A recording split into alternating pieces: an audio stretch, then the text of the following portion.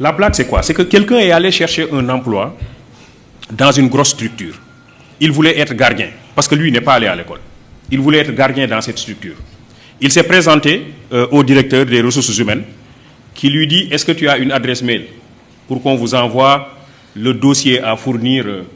Le monsieur dit: j'ai pas d'adresse mail. On lui dit: donc tu ne peux pas être gardien chez nous, parce que ça c'est le minimum, il faut avoir une adresse mail. Le monsieur part et en rentrant, il voulait acheter une barre de cigarettes et il a vu qu'il n'avait pas de boutique sur toute la ruelle. Dit: ça c'est une idée pour moi, je vais commencer par une petite table et je vais vendre des barres de cigarettes. Il commence par cette affaire qui marche bien. Après, il vend des journaux. Après, des crédits téléphoniques. Après, il installe une boutique. Et après, il a un grand domaine commercial.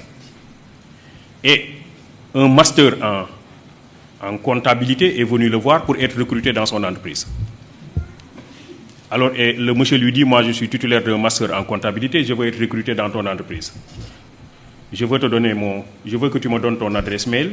Et comme ça, une fois à la maison, je t'envoie tout mon dossier dans ton adresse mail, dans ta boîte mail.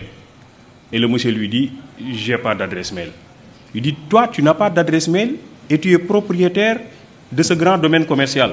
Si tu avais une adresse mail, tu serais le plus grand opérateur économique du monde.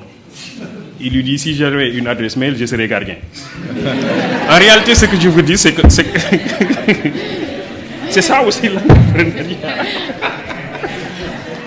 L'idée, c'est quoi? L'idée, c'est se connecter à soi.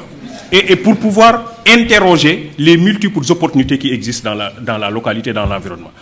Nous avons un système de formation qui nous déconnecte de notre environnement et qui nous déconnecte de nous-mêmes. Parce que justement, l'école que nous avons héritée de la colonisation développe des curricula qui ne nous réconcilient pas toujours avec nous-mêmes. Et qui, pire, développe un complexe d'infériorité par rapport à l'autre. M. Diop parlait tantôt du benchmarking pour aller chercher chez les autres des choses qu'ils font et qui ne sont pas toujours adaptées à nos propres problèmes. En réalité, c'est cela aussi, c'est ce complexe d'infériorité. Les autres font